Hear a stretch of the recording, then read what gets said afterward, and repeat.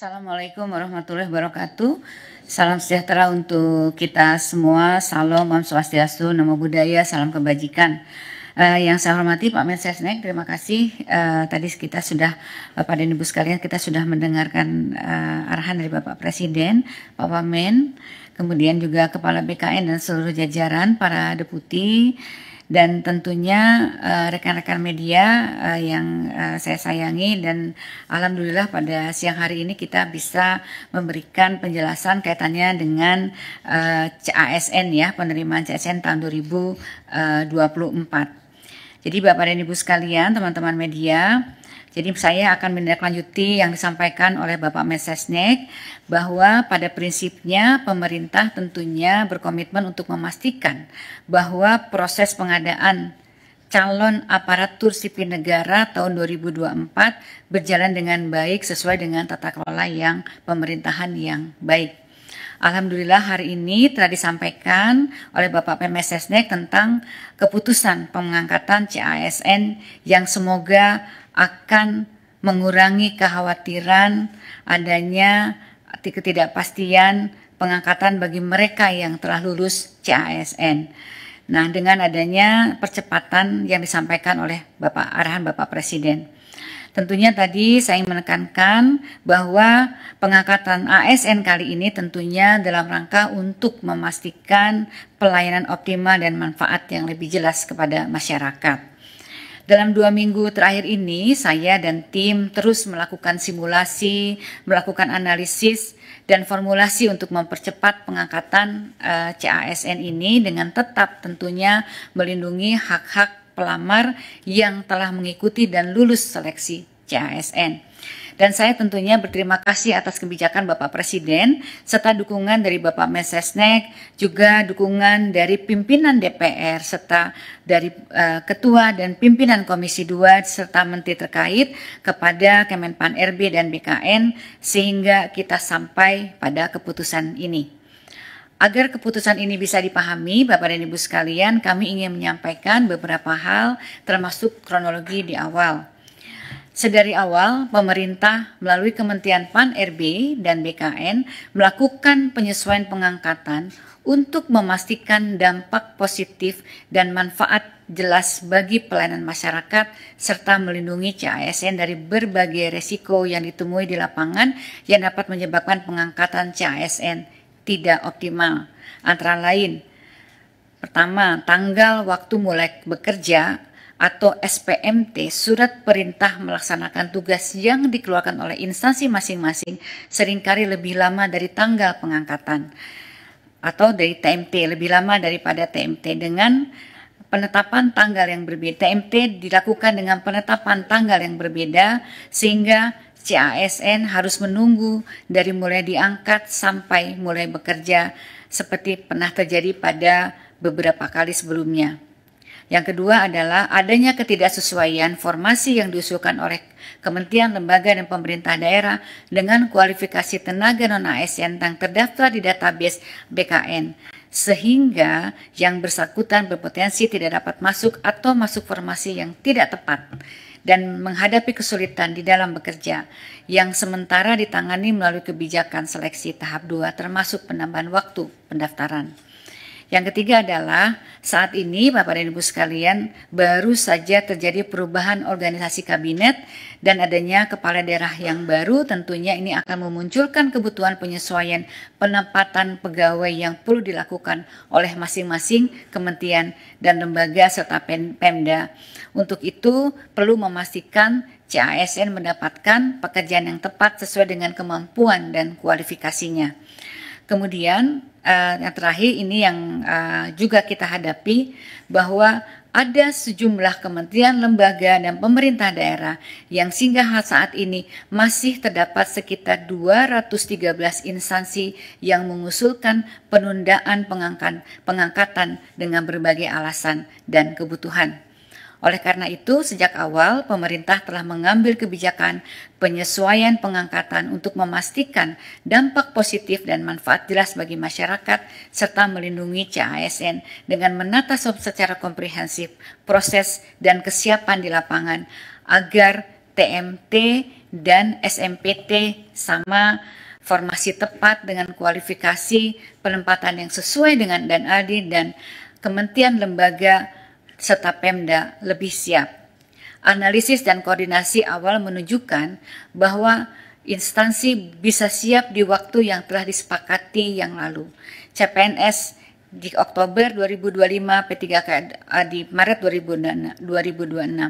Ini murni karena kami ingin memperkuat dan memastikan kesiapan instansi pemerintah, baik pusat maupun daerah di lapangan dalam pengangkatan CASN yang harus dilaksanakan secara hati-hati dan menjamin kepastian pengangkatan.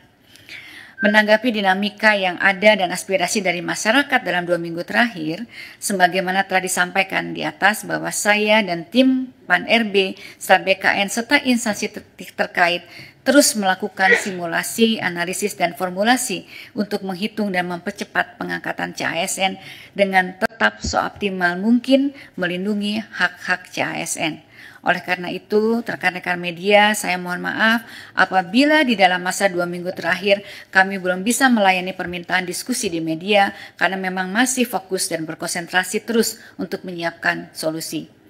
Alhamdulillah kami dapat menemukan mekanisme-mekanisme percepatan dan Bapak Presiden menyambut baik upaya ini, kemudian memberikan arahan yang sangat berpihak kepada rakyat dan CASN sebagaimana yang kita dengar dari Bapak Mensesnek pada siang hari ini.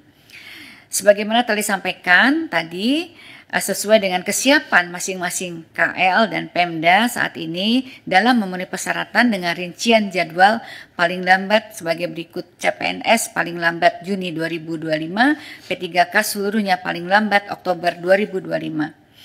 Dengan kebijakan ini tentunya pemerintah pusat dalam hal ini Kemenpan RB dan BKN sesuai arahan Bapak Presiden mempersilahkan dan akan memfasilitasi pengangkatan selama kementerian, lembaga, dan Pemda masing-masing saat ini telah menunjukkan kesiapan dalam memenuhi persyaratan.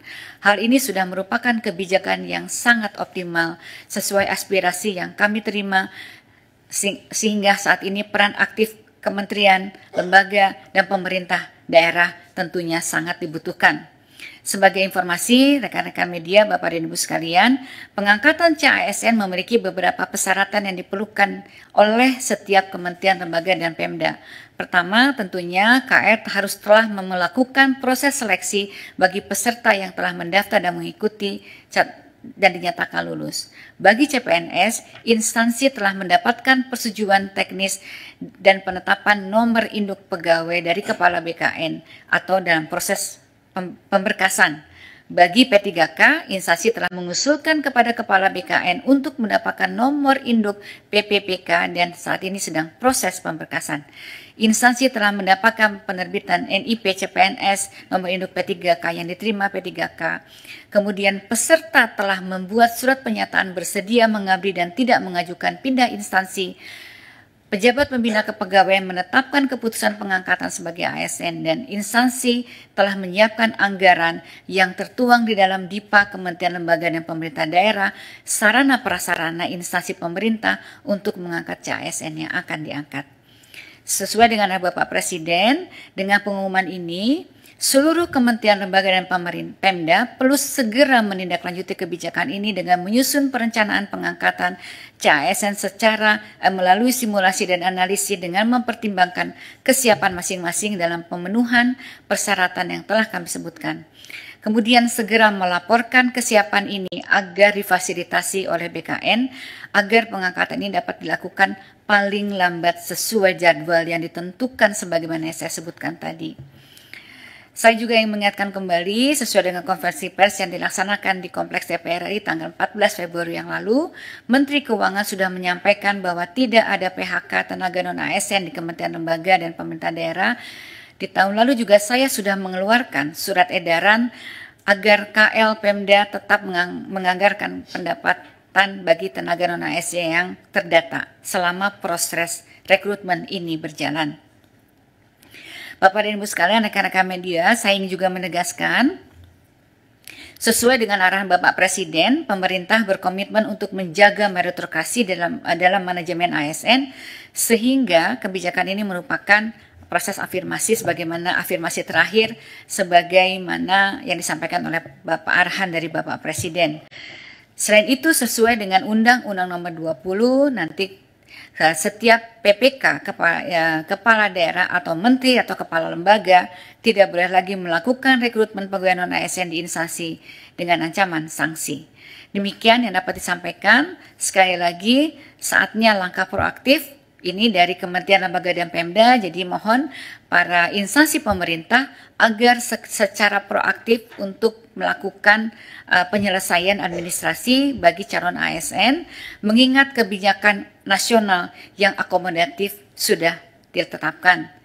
Tidak ada lagi alasan kebijakan nasional yang tidak membolehkan, dan kami akan terus mengawal proses ini agar berjalan dengan baik demi kepastian bagi CASN dan efektivitas penyelenggaraan pemerintahan.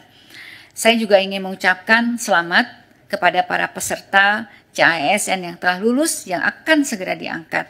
Saya juga ingin mengucapkan terima kasih kepada Pak Mensesnek, Menteri Keuangan, pimpinan DPR, Ketua Komisi 2 dan anggota Komisi 2 DPR RI, BKN, dan Menteri Keuangan atas dukungannya dalam penyelesaian pengangkatan CASN 2024. Rekan-rekan CASN selamat mengabdi dalam memberikan pelayanan publik yang optimal dan dapat memberikan manfaat yang jelas bagi kepada masyarakat. Terima kasih. Wassalamualaikum warahmatullahi wabarakatuh.